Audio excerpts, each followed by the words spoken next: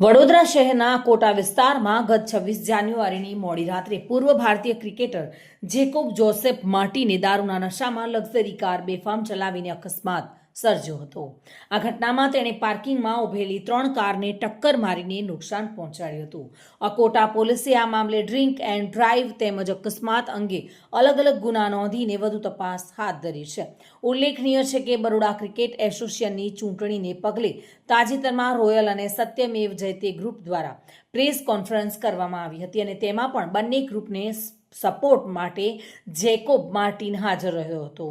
અગાઉ Gotri mother school પાસેના સાલિન ફ્લેટના ધાબા પર દારૂની મહેફિલ માણતા ક્રિકેટર જેકોબ માર્ટિન સહિત 6 લોકોની પોલીસે ધરપકડ પણ કરી હતી। પોલીસની પૂછપરછમાં જેકોબ માર્ટિને પુત્રીનો જન્મદિવસ હોવાની મિત્રોને પાર્ટી રાખી હોવાની કેફિયત કરી હતી।